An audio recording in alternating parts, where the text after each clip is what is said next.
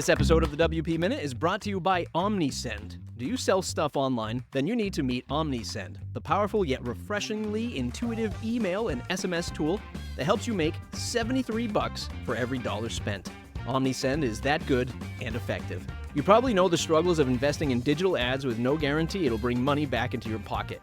Use OmniSend and you won't have to find creative ways to make your audience notice you. You just talk straight to them. Use OmniSend pop-ups to build a contact list, then send campaigns directly to people who already want to hear from you. Automate everything with OmniSend. Just set it up once, sit back, and watch those sales roll in. If this sounds too good to be true, check it out at omnisend.com. Visit omnisend.com.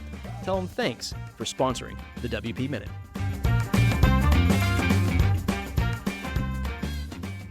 Hey, Brian, welcome back to the WP Minute. Glad to be here. Today, we are going to unpack the disrupt. Organize the disrupt? Disrupt 2024 just happened. An event I used to always mark on my calendar back in my more youthful entrepreneurship days in the startup world, and I would watch every single session going, how can I do this too? Fast forward to 2024, not so much anymore until, of course, Matt Mullenweg appeared in an interview talking all about WP Engine. When he announced that he was going to be speaking at Disrupt, half of me was like, oh, I wonder if he's just totally going to ignore the WP Engine stuff and just like talk about cool stuff happening with WordPress, kind of like we all knew it was happening in the background. But this interview with Connie Loizos was, number one, it was fantastic. Number two, it was actually a surprise that it was just purely about this current affairs that we're in with the lawsuit, with WP Engine and Automattic. And I really appreciated the 30-ish minutes. I thought it was all really well used and well thought out. And in today's episode, we're going to pull out some of those parts. Definitely link to it in the show notes. Go watch the full thing. We're not going to play all of it, but there are some key points that I think that I've highlighted that I think are would have been nice to know years ago, and also some clarity around like what's happening now. And that's what we're going to do today. It should be fun. Yeah, sounds good. You always like get concerned when a journalist interviews in your specific area that they're not going to have maybe the best questions or something like that, but that was not the case. I thought great questions, great narrative of the interview. So I think it was worthwhile for anybody to watch. Yeah, this one, we always, we collectively in the community always sort of like point fingers, and at TechCrunch at times we're like, oh, you're not understanding how this whole thing works. Yeah. But this one was great. And we're going to just talk about some of the things that I found was interesting, and particularly, which I've never heard before, is Matt's approach to all things product. So let me just go ahead and play this little clip right here. And so nowadays we have Tumblr, WooCommerce, which is kind of open source Shopify, only platform growing as fast as Shopify. Podcasting apps like Pocket Cast, Day One journaling. So we have a whole portfolio of everything. Basically, but the common thread between it all is we try to be privacy-centric, user-centric, and open source. That's great. Parsley, we love Parsley as well. Yep. I totally forgot about Parsley, by the way. I remember that from years ago. But privacy-centric, user-centric, and open source. It's the first time that I've actually heard it framed that way, which was interesting. Like the open source part, yes, I know that, and I think everyone listening to this knows that. But the interesting part of just that little sort of throwaway statement is privacy-centric, user-centric. Those are the two that I've not. Specifically privacy. Like I know like the purchasing of text messaging apps and stuff like that were a thing where he was talking about like privacy and data security. And I know Day One is said to be, private and certainly user centric. But that was just an interesting point that I thought I've never really heard him lead with all things Automattic. Yeah. If you've ever had customers on WordPress VIP, you would not have forgotten Parsley because they are very aggressive on selling it in the VIP world. But yeah, that is I guess I would have never thought user-centric. That was the one that stuck out to me. But then actually you do think about it, like they really don't own things like that are B2B company. You know what I mean? Like he really does own a lot of user products, user software, and not like, I don't know. He's not out there selling to Salesforce or something like that, I guess. Sure. So Yeah, I guess in the sense that, and it's like I feel like I think I use everything he just listed right there. So Yeah. We'll start to dive. It goes right into, this whole WP Engine versus Automattic stuff, or Automattic versus WP Engine. And again, this is all her questions. This was the questions that Connie came with and the framing of it, and did a really great job with asking Matt some of the stuff. And I'll say, like, if you're interior to the community, like if you're someone, putting out the questions, I feel like everyone's sort of walking the plank these days, for lack of a better phrase. We all are concerned with even questioning this stuff. So it is great to see this a third party who's independent from WordPress that was, very well read into the community and what's happening, but also can sort of stand on their own two feet without concern of getting kicked out of Slack or WordPress.org. And that's the unfortunate thing that I think we're all faced with when we're commenting on this stuff, right? It's just the unfortunate state of affairs that we're in these days, but we're just reacting to the questions in this conversation. I'm priming it. I'm trying to prime as much as I possibly can here, Brian. There's a lot of people who I see that they get blocked, and I kind of can't really comment. It's like, well, I don't know. You were a little personal. You were a little mean. I don't really think you should be surprised. But yes, there's definitely a general sense that even for people who just want to be supportive and you feel like, I just want to phrase this in a right way so that if any context gets stripped out, it doesn't appear like I'm worthy of being punished in the community. So this is one of these segments where it would be like a nice to know many years ago. Connie tees it up with asking Matt about what's happening with WP Engine. She kicks it off with, you declared war using your own words on them, and skipping into his response a little bit here. I'm going to play this clip where they have a little back and forth. And actually, we worked pretty closely with them since they're starting. We're actually a seed investor. But in 2018, we were kicked out, and they were bought by this private equity firm, Silver Lake. And since then, Can I back up there for a second? Sure. You were kicked out. So they bought your shares, but you sold them unwillingly? yeah, we would have loved to have remained involved, but Silver Lake kind of took it over. And like they've done with many open source and open companies, they've really taken it in a quite profit maximizing place. So I've never heard of that before. Like somebody just, just gets kicked out. Obviously, I don't know like what happened behind the scenes, and it even seemed like Connie wasn't really sure. Let me just play that part one more time. That is private equity firm Silver Lake, and since then, Can I back up there for a second? Sure. You were kicked out. So they bought your shares, but you sold them unwillingly? yeah, we would have loved to have remained involved. So they bought your shares, but you sold them unwillingly. Again, I don't know how that happens. I don't know if maybe at the time they were just like, oh, this Silver Lake company is coming in. I don't want to be a part of this. And then they sold, or they sold and got their return. Who knows? But I found that like a really interesting part for Matt to say, well, back in 2018, we were kicked out. I'd never heard about that before. And I hadn't really heard him say that up until this interview, in fact. Yeah, that phrasing was new. I did see some people online saying there are ways where, depending on the types of shares you have, there are situations where it's not like unrealistic that you could be kind of forced into a sellout or something like that.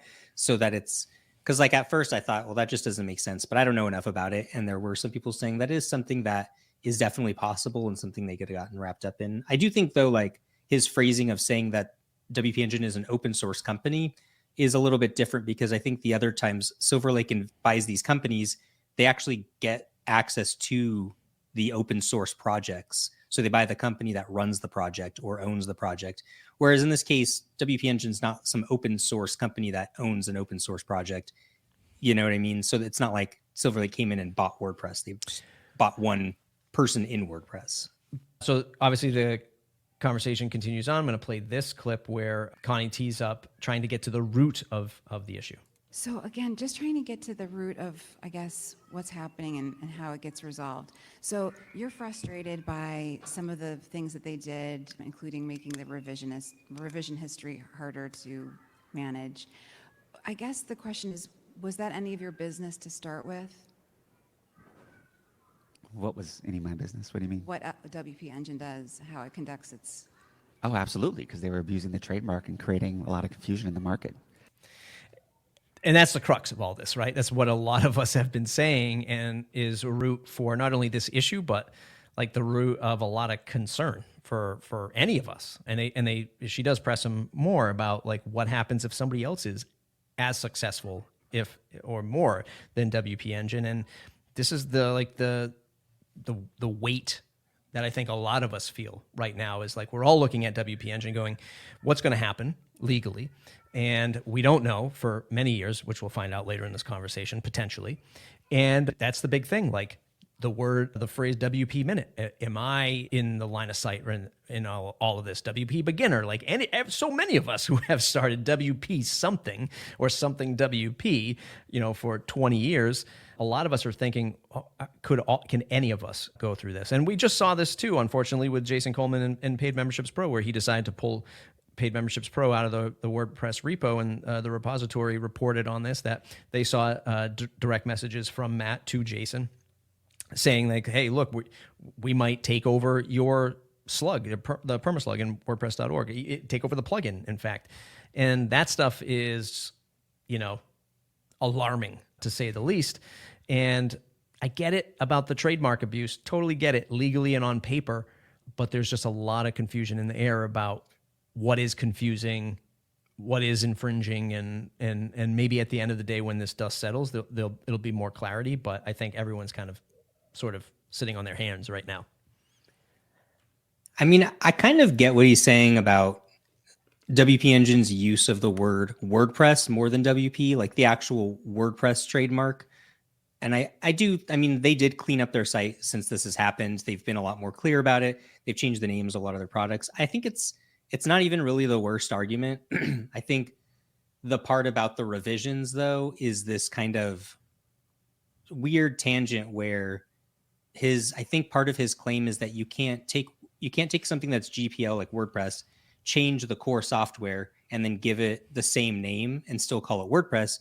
You buy GPL, you have to rename it, give it a different name, and make sure that that's open source. But if you go to WP Engine right now, they're not giving you a different version of the WordPress core software. They didn't change WordPress core in any way. It's still the same exact WordPress core.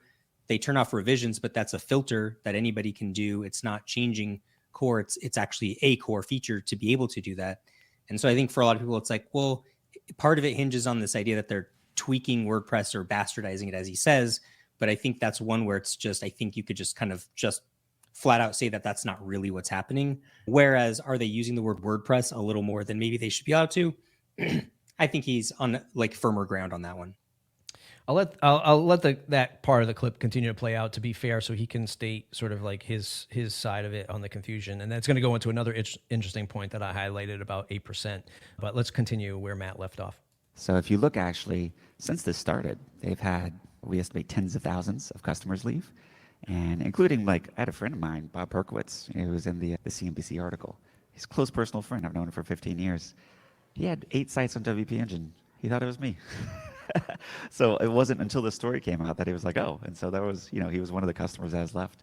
So, I think over the next few weeks, they're actually going to lose far more than 8% of their business.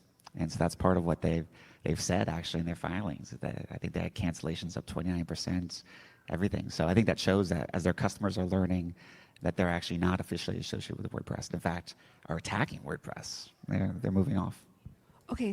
So this is the interesting part that I highlighted. It's a longer segment. So you wanted, so I don't think we established that you had asked them for basically 8% of either their revenue or 8% of the equivalent of revenue in like engineering hours working on the core. One of your biggest beefs with them, in addition to saying now that they were abusing your trademark, was that they weren't contributing enough to the WordPress sort of community.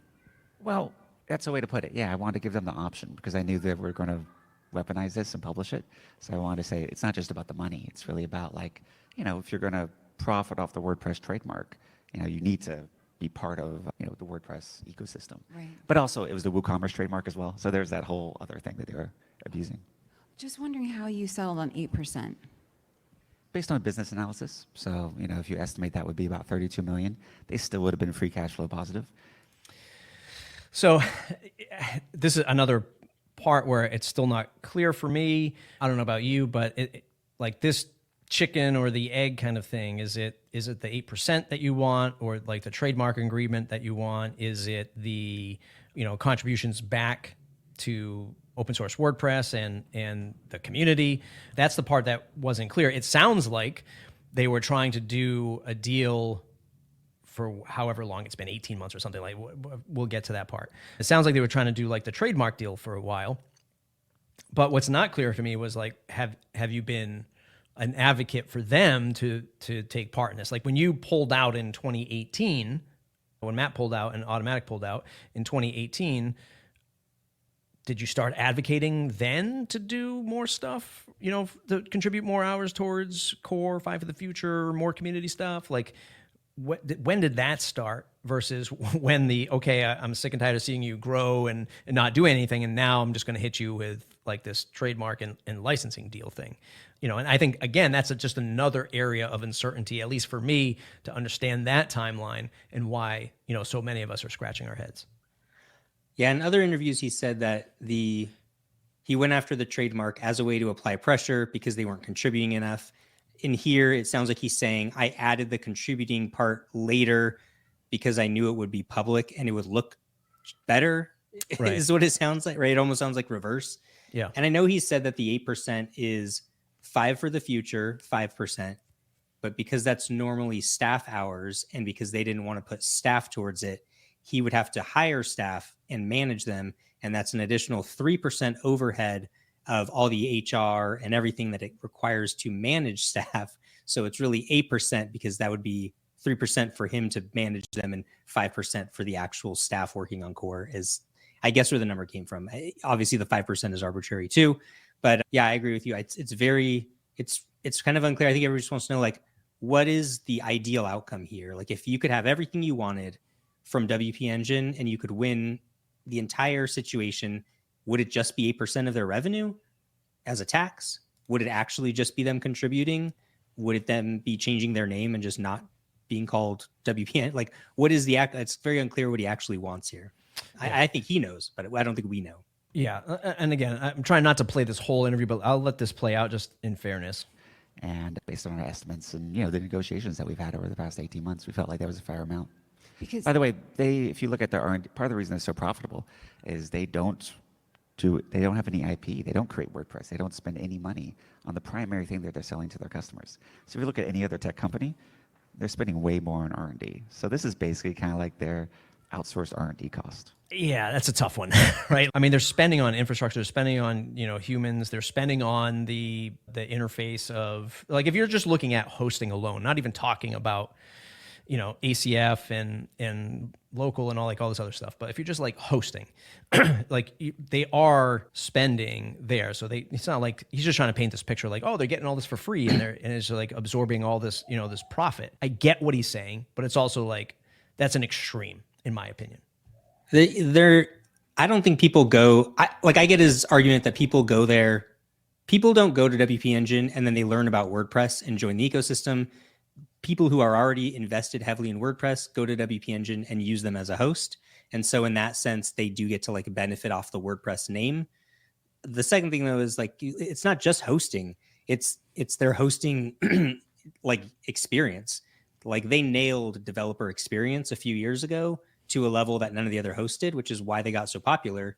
And has nothing to do with WordPress. Has everything to do with what it feels like to log into WP Engine, to launch a site, to spin up staging sites, to do all the fancy integrations that developers like. They solved that so much further that people aren't there because they're there for some WordPress software that they could get anywhere. They're there for the hosting experience. And like, I don't quite agree with this idea that they don't have to spend any money on that thing that they're selling, which is the experience of using their platform. well, they say that they say otherwise. They say they've spent hundreds of millions of dollars, developing their business. And they also say that they've contributed a lot to the WordPress community, plugins, other, sponsorship to WordCamp. And this part is very interesting to me to hear him say this, but it's specifically this. I mean, sponsorships to WordCamps are for advertising. Mm. Yeah. That was a first, right? I've always looked at it like if you're sponsoring, especially at the prices these days, you are doing that like it's not in my book, it's not an advertising play, because I think advertising dollars could go a lot farther with a lot more impact than a WordCamp. In my opinion, was if you're going to sponsor a WordCamp, you're doing it to support the idea of getting in-person events, low ticket prices, 2-3 day events to support WordPress, and not as an advertising scheme. Let me just let this clip play out. So I think in total that they've ever sponsored since they started, I think it's around 400,000. And, there's other sponsors that would have happily had their space. So they're no longer allowed to sponsor, and already other companies have taken their spots. So it's really advertising. It's like if you had sponsors here, they're doing it not just out of altruism, they're doing it to get customers. Okay. How dare you say that about our advertisers? So yeah, I just don't buy it as a pure advertising play. I've always seen sponsoring WordCamps for the price point and for what you get in return as a way to support the community at large. That's my opinion. Yeah, I kind of go back and forth on that one, because it is advertising, but one is $400,000 of the sponsorship to the event, but that doesn't count all the staff you have to bring, the swag, all the stuff like that. And, the cheap ticket prices, the swag, the booths, all that stuff add up to the experience, the people, the WP Engine employees who've been speakers that get paid to go there. So there's way more to it than like we get to see their logo when we go to this conference. Just the ticket price alone, that to me is a sponsorship, or a contribution, because they're subsidizing all of us to get to go to WordCamp by sponsoring and keeping the ticket prices low. So I think, it's a little bit more than they just get to free advertise to a industry that's already so insular that we all know who WP Engine is. Sure, right. To begin with, this isn't TechCrunch with 10,000 people. This is a small insular group. So, yeah. So they start to, talk about another area that was really under the radar for me, like trying to understand the foundation, WordPress.org, Automattic. You and I famously did about an hour and a half on unpacking a lot of this stuff in rapid fire. So a lot of the stuff we're learning about, Matt owning WordPress.org and running it directly, and how the foundation works. And this is where Connie starts to get into that with him. You wrote at the time that Automattic had transferred the WordPress trademark to the WordPress Foundation to ensure access to WordPress and related open source projects in perpetuity. You added, Automattic might not always be under my influence, so from the beginning I envisioned a structure where for-profit, non-profit, and not just for profit could coexist and balance each other out. It's important to me to know that WordPress will be protected and the brand will continue to be a beacon of open source freedom, regardless of whether any company is as benevolent as Automattic has been thus far. It sounds to me like you were saying, take it, go. And now it sounds very much like the extreme opposite. It's important to remember the context. So Automattic's been around for a while. I just celebrated actually 19 years there. So in 2005, when we started, I was 21. Our first round was 1.1 on 3.3. That was our Series A, by the way. Good old days. And as a kid, I didn't have control over the company. At the time, the investors controlled it. And we actually brought in a CEO, Tony Schneider, who actually won a Crunchy for CEO of the Year back in the day, I think 2008 or 2009. I know, Tony. And so, fast forward to today, I now vote 84% of the shares, so I have founder control again. So the foundation and the licensing, they go on to talk more about it. Once again, definitely listen to the whole episode. I totally understand about the early days of Automattic. And so I'm trying to straddle both sides of the line on this one, where I can understand in the early days, it's easy to get the rug pulled out from under you, especially from investors, especially from people who are just looking at you going, hey, you got this big thing. You don't even realize it. You're building this thing. They realize it and they, take control. I totally get it. So on one hand, I'm like, it was smart of him to protect himself and WordPress like that in the early days. Part of me wants to believe like none of it was done with the intent of how it's rolling out today, but it's certainly at an advantage today for sure. So I really wrestle with like the formation of, the foundation. And I think I have, let me continue this clip because this kind of wraps it up. So WordPress.org, again, just started with me registering the site on GoDaddy in 2003. And it didn't officially have a trademark or anything. The trademark came a few years later. So I've always just run it personally. And so I have a license to run it for WordPress.org. Automattic has a license. If the foundation has a 3-person board, I'm one of the 3, so it's truly an independent board. And then, yeah, for example, if I were not a good steward of the WordPress.org, website and trademark, the foundation could actually take it back from me and give it to someone else. That was new to me. Like that last line right there, that the foundation could take that license that he was granted personally to run WordPress.org and give it to somebody else. The issue is, yes, technically on paper it's an independent board because there's 2 other people, but he's also probably really friendly with those 2 other people. So yeah, on paper, everything sounds like technically correct, and you would think that if he was acting in bad faith, that foundation could take that license away from him on WordPress.org. But just a very convoluted web. I don't know how many metaphors I can throw at this. Convoluted web, slippery slope. Like, there's just a lot here. And I think that it wasn't intentional 20 years ago for him to form it this way, but it has certainly played out in a surprising advantage these days. I don't think it was set up for Matt. I don't think he set it up to give away any control. I think he's very known as a founder mode type of guy who wants complete control. And I don't really think that's even a problem.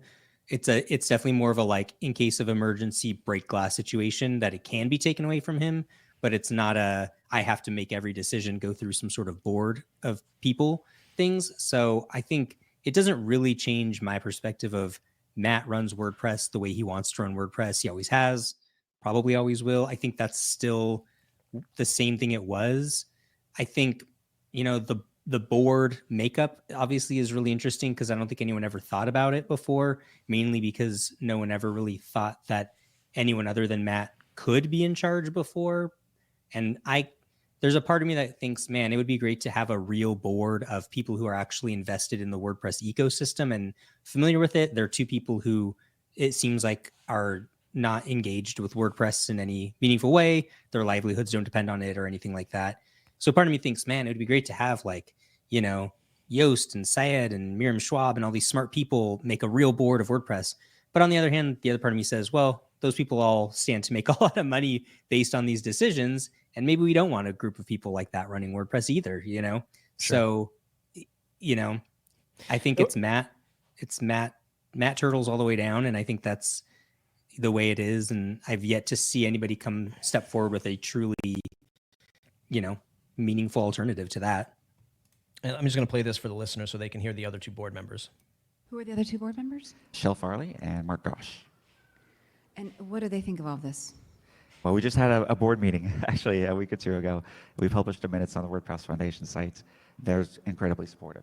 I want to move into, later, we're about halfway through the actual interview. And what I find interesting is, I don't know how well Connie knows him and like personally and how long they stayed in communication, but she generally seems concerned, as anyone would, like, if with any kind of like details into the situation. I mean, I'm concerned for his state of being able to manage all this stuff. I've always been critical of him managing too much. I've said this to him in one of the interviews I had with him, like directly said, I think you do too much. I think, how can you wear all these hats? How can you cover all of these products and these brands and this initiative? And you can start to see that come through in the conversation in this clip. I did see that you tweeted that you're just celebrating your 19th year at WordPress. And there was some support, but much of it was, hugely negative. Like, we hope it's your last year, and we all hate you, dog. Sort of typical ex-fair. But how are you absorbing all of that? Well, WP Engine's been very successful in their PR campaign, and they've drummed up a lot of the folks who are sort of they're trying to make this like a WordPress is in trouble or something. Now, I haven't seen a PR campaign from WP Engine. It's been challenging, to be honest, and I wear a Whoop. my recovery and sleep has been kind of weak the past few weeks, but it's been an incredible showing of support. So lots of other executives. I was just with Mark Benioff in Hawaii a few days ago. So the folks who like really understand business and other things have been very, very supportive. So yeah, I mean, just generally concerned about like him managing all of this stuff, all under pressure. And again, it seems like to his credit, what he brings up in the conversation is like, hey, I'm out here doing press. I'm out here doing podcasts, blogging about it and tweeting about it. But there's also a lot of like crazy things that I see happening too, with people getting blocked, getting kicked out, banned, taking over plugins. It's just like, half of me is like, I can totally understand the pressure that you're under. How can we help you? But at the same time, like the we is also getting attacked in all this to a certain degree. I really struggle with it, but it is interesting to hear, how she's also like looking at him going, you got a lot here, buddy. Like, can you handle it? I felt that she was very concerned and not super excited with all the answers. Then again, I was on YouTube and there were people who were like, wow, she's a shill for WordPress, and Reddit the exact opposite as what I thought. I thought she seemed pretty critical. But about his point there about WP Engine and their negative PR campaign, which I don't think anyone sees that. I don't know that he sees it, or if he's just saying it as part of like building his legal case, or if he truly thinks there's some sort of thing happening from WP Engine that I don't think anyone sees. I think it's just community hostility that's kind of always there under the surface. But the idea that he goes on stage and he talks about all of these things, I think is good. On the other hand, I don't know if you have this clip where she talks about the thing where he's supposedly hiring Heather Brunner, and she's, the CEO of WP Engine, and she says that it's not true at all. And they've only published one side of the text messages, and he says that there's another side of the text messages, but he's not going to show it until it gets forced out in legal discovery. And that's a situation where it's such a clear black and white, where one side is telling the truth and the other side is not. And he's right that they've only published some clips and not his clips, but he could, and he just hasn't published the other side of it. And so that's a situation where you go, well, I don't know. Are you being as transparent because you're doing all these interviews, because you're giving the same answers? And here's a situation that is very clear. Show us the other side of the texts that they're not showing us and prove that you're right. And it's not happening. So I don't know. They're about to get into that conversation. This is another important point where she asked for clarity. But I guess, in the aggregate, is it worth it to even take that risk over this battle with them? And also, Matt, relatedly, I obviously think it's worth it. Now, and again, if this were happening every year, there'd be something wrong with us. It's kind of like the old saying, like if you wake up every day and every new meet's a jerk, maybe you're the jerk. But if, every 5 or 10 years, we have something like this happen, I think that's probably about normal. I guess for the developers out there who want crystal clear clarity, and I know you've been asked this before, and I haven't heard a really crystal clear answer. What is the threshold? So at what point did they overstep? What kind of guarantee can you offer to other people that this won't happen if they also become highly successful as WP Engine has become? Well, like I said, there's plenty of other businesses which are just... So that touches upon like what we were talking about before. At like what point do people realize that they might be in the crosshairs? He doesn't really give a great answer here. He doesn't really like highlight like how other people can do this properly or whatever. Yeah, I think she just summarizes it right there. Yeah. This is the question everybody wants to know, and yeah, why isn't it answered? And he doesn't answer it. No. Going to press. It's all going through their lawyers, Quinn Emanuel. So when you have nothing to hide, when you on the right side, I'm doing press, I'm doing podcast, I'm here, etc. When you have something to hide, he said the same thing to us, by the way. You have it all go through a spokesperson and your lawyers. So. Well, people choose different strategies. I'm thankful you're here talking. And I'll also say from the legal point of view, we had Neil Katal sign up to lead this case.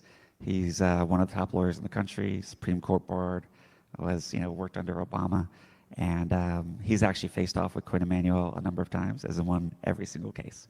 So I think from a legal point of view, we feel very, very strong as well. Again, like he still feels really positive. I know his post that he put out, I can't remember, a couple weeks ago at this point, where he said he's going to be a little bit more quiet, which I also find a little bit ironic. Like he's going to be a little bit more quiet on the topic, but then showed up at TechCrunch Disrupt to talk about it. Whatever. I get it. It's a strategy. I get it. But I thought it was funny. I'd imagine if his legal team was like, we're in the wrong here. For the love of God, please stop talking publicly about this stuff. They would be saying that to him, and he would be taking that advice. It's hard for me to compartmentalize or just to have the two lanes. That's where I think we all struggle with, me personally. The lane of Automattic versus WP Engine and Matt and the community. And those two things, parallel to each other as this all unfolds. Like I can totally understand the legal agreement or the legal argument and do all that stuff. I can't wrap my head around why we're beating up the community so much. Yeah, because it is important that he didn't sue WP Engine or file a lawsuit. They filed the lawsuit against him. So all he did was go on stage, say some things that may or may not be like libelous, may or may not have extorted them for revenue. I'm just saying these are the charges. And then he cut off their access to a personal website that he owns that I don't think there's any reason he couldn't have done that. I don't personally. So, and then they sued him for this stuff. And so I think in his mind, and I think it really is a coin flip for a lot of people. Like they're kind of have this burden of proof to show that everything that he did was malicious and for some ulterior purposes, because they're the ones filing the lawsuit, and all he's doing is just not inviting them to his party anymore and gossiping about them.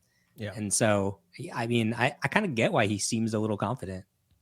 I pulled this next clip just as like another interesting point, stuff that I hadn't heard of up until this conversation. This is about the alignment offers or realignment offers. I forget what do you call the alignment offer inside Automattic. I was going to ask you, so subsequently, just to let everybody know, so there was a point where you offered people 6 months salary, and then you said, you know what, if you miss the window, I'm going to give you one more chance, and I'm going to let you take 9 months of pay. Yeah.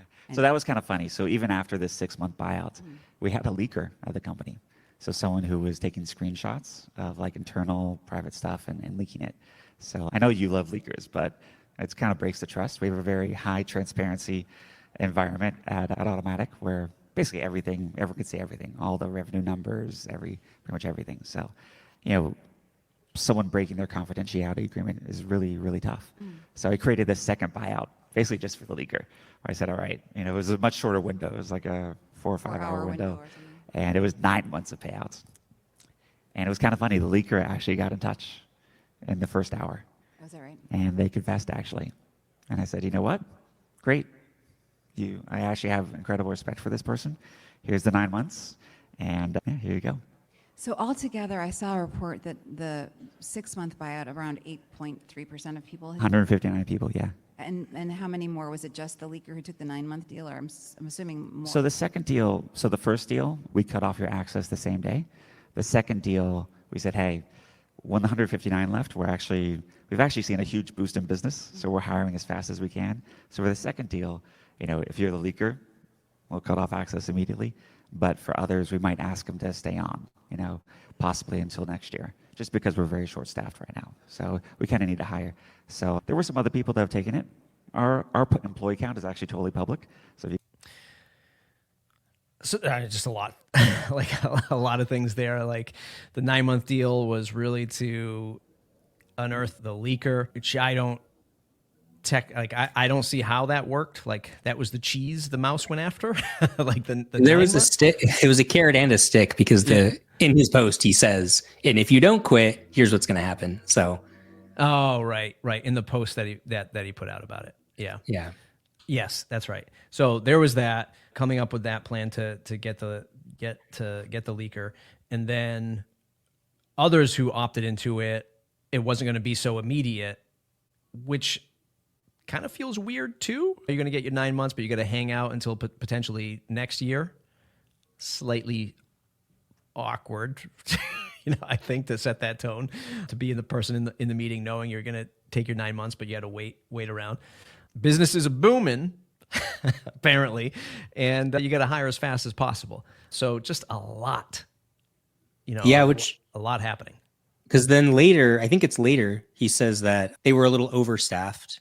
Right. And that part of it was that he wanted to trim down on the staff. Mm-hmm. And also, which I thought was a very interesting thing, where he says that he would actually thinks that they could do more revenue and maybe even cut the staff down further. Yep. Thanks to things like AI and stuff, which obviously I would never want to hear my boss saying, hey, I actually think that I'm going to need a lot less of you in the next few years. So stick around until I can replace you. Here's one of the chaos theories of what happened early on, that potentially all of this was to drive down valuation of WP Engine so Automattic could acquire it. Let's go with some great questions from Connie. I did see that BlackRock had marked down the value of its holdings to half of that amount, essentially, back in March. So there have been theories that this whole fight with WordPress was sort of driven by Automattic being in some sort of state of duress, wanting to drive down the value of WP Engine so you could acquire it. So do you want to can you tell me about your company's financial health, and also if there is any truth to your potentially wanting to acquire this company? Yeah, what can I say about that we've said publicly? $500 million in revenue. We haven't raised any primary capital and have no plans to. So, running at break even or better, and hiring aggressively and growing very fast. So. And what about WP Engine? I mean, you That's a great have non-answer. talked here today and in text and tweets about how people are leaving WP Engine, and it's probably not worth what it was worth when Silver Lake invested in. It's been widely rumored that they were shopping around and trying to sell WP Engine earlier in the year, trying to get a $2 billion valuation. They obviously weren't able to do that. And, I talked to one of the private equity. First time I heard that $2 billion valuation being shopped around. That I actually heard looked at shopped mine. around, but not $2 billion. And they said part of the reason they didn't buy it is they were like, well, they don't have any IP. And what's going on with this trademark? They don't have a trademark license. So I think that's part of what's happening. I'm actually very surprised that Silver Lake hasn't come back to the negotiating table. Is there IP in open source world? Well, I guess just the trademark Right. is what he means. Because I do feel like if I were valuing WP Engine, it would be under their revenue right now, because they're not growing anymore. They're in this legal battle, which I think they're going to lose. And yeah, they're losing a lot of customers. So we'll see what happens. They're either going to, like I said, we're at war with them. We're either going to go brick by brick and take us and other companies, take every single one of their customers, or That's a pretty scary statement. yeah, hopefully if they could end this all tomorrow, happily negotiate. Heather, Lee, if you're watching this, happy to talk, to reach me. And it was at this point, I'm just like, this is where I really started to feel like this is all just to get to the negotiation table. And it's just a ton of cannon fodder.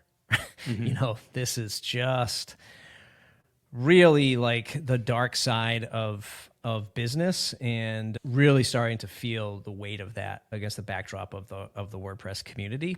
I feel like this is still him saying, come to the negotiation table, we can figure something out. And it's just who's gonna fold first. Neither one of them seem like they want to do, though he's publicly saying that he could do it. And it's just like, man, if all of this is just to get to that if all of this is to buy WP Engine, damn, that's going to feel incredibly, incredibly difficult for the community to swallow. But also, it's just like doing all of this just to get that 3% at the end of the day. Like if that, they're going to negotiate that 8%, what are you going to settle for? 1%, 2%, 3%? Like, what's the number? It's so hard. Yeah. I mean, yeah, I just, if there was that answer to that first question, be crystal clear about what you're expecting from large companies, I think most people would be on his side. They say, okay, well, he laid out the line. This is what it is. Agree with it. Don't agree with it. So obviously, even him I don't want him to take over WP Engine. I don't know that I think Automattic is going to do a better job than Silver Lake at this point. But the other piece is just, I understand that all of this is to put a ton of pressure on WP Engine and to really break them down, steal their plugins, fork their code, cut them off, slander them, do all these things, trying to break them down to a point where, Silver Lake just wants to pull out and just drop the asset. Like you said before, it doesn't make sense what that has anything to do with the interactions on social media and in Slack with contributors and community members. I just don't get how the two have to be related. Why we have to get one with the other. Why can't you just do the one and not the other? Speeding this process up a bit, they started talking about what would happen through this injunction. This is where he talks about getting access back to WordPress.org. Let's have a listen. And if we lose the injunction, what happens? Well, we have to go back to the state of what they were doing beforehand, where they access WordPress.org. So that's fine. I mean, I thought that was part of the problem. I thought the fact that they had access to WordPress.org was part of the problem. And he's just like, yeah, that's fine if they get access to it back. Does that mean they get ACF back on WordPress.org, or they can just use the mirror? Like, so difficult to understand. And then here's the part where we start to realize that this could take years. Yeah, so the estimates I've heard from Neil and others is that worst case scenario, if we lost everything, it would be kind of happening in 2026 or 2027. Wait, say that again? If you lost the battle, it would take until 2026 to resolve? Yeah. If it goes to jury and everything like that, yeah. That's just how the legal system works. If you look at the legal cases, they take a very long time. What do you do? Again, I can't sort of emphasize enough how much animus toward you I'm seeing out there. And also lots of support, but we notice the negative a little more. Yes, but really, I mean, it seems really, it's just so curious to me that it would be worth it to you to pursue this for 2 years. I guess in the meantime, how do you manage sort of, that community that's very frustrated with you with handling this lawsuit and pushing to Automattic forward for the next couple? Well, we're trying to do some press, right? Yeah. So, which hopefully translates some of the story. There's actually going to be some cover magazine articles coming out, which is pretty exciting. It's so tough. It's so absolutely difficult to hear that answer. To once again, putting myself in her shoes, to how do you ask somebody this question? Like, look what you're doing to all of these people because of this, and now you want to take it for years? Like, can you mentally handle that, number one? Is it worth it business-wise and financially? And then number three, like, you're doing this all at the cost of this community? Like, why is this happening? Is the community stuff just the theater of the courts, where you need to say, I'm blocking all these people, look at all these people attacking me, hundreds or thousands of people I've had to block for, air quotes, attacking me, just to build like that long laundry list to show the court and say, this is what's happening. All of this is worth it? Question mark. Even she's struggling with it. And then this was funny, where he asked folks to raise your hand if you think WP Engine is WordPress. This was kind of funny, and I love the little comment she throws in. Those of you who knew WP Engine before, did anyone think it was like officially associated with WordPress? Raise your hand. Yeah. So Not that much. and the legal She says not that many. Not that much. Because you can't see the crowd because of the camera angle. And it's just like, damn, man, like this just feels like you're trying to illustrate this whole thing because it just as a tactic in this whole legal bout. Yeah. I mean, I think she did a really good interview overall. I think she pushed enough. You can't be hostile in an interview. Sure. You can, once somebody makes it clear they're not going to answer a question, there's really no use just circling that question. He obviously is an extremely smart person, and he has answers, and he knows where he's going with the conversation, and this is all part of his strategy. So I guess kudos to both of them. I'll be honest, I was not expecting that. I did not think the goal of the TechCrunch thing was going. I thought it was going to be like, look at this, Matt, look at Automattic. Like, I did not think WP Engine was going to be the exact focus of it as like a hard-hitting interview, like a Kara Swisher style, pushback. So kudos to him for agreeing to it and for her pulling off what I thought was really a well-balanced interview. Yeah, 100% agree. I also thought it was just going to be, just a marketing sort of session, just to kind of like have a little distraction, especially after what he blogged about not talking about it. But yeah, it was squarely about the fiasco. So want to listen to the whole episode, I'll link that in the show notes. So wherever you're listening or watching this, still no idea what's happening with WordPress. I've been asking the question, like, where are we rallying? I don't even have an answer for that right now. Ponder that question. Let me know what you think in the world of WordPress. Where can we rally? Like, how do we continue to put WordPress in a positive light as a piece of software, as a tool, as a way to publish, as a community? Where do we rally? If it's not going to be at a WordCamp, or it's not going to be in the WordPress Slack because we literally don't have access to it, where do we go? How do we spin these things up, to keep things going in a positive direction? Brian, where can folks find you to say thanks? BrianCoords.com. is where I've been writing or kind of been avoiding writing at this point. And mostly YouTube and Twitter are where I hang out and interact, and all the various Slack groups as well. The WP Minute, the WPMinute.com/subscribe to stay connected. We'll see you in the next episode.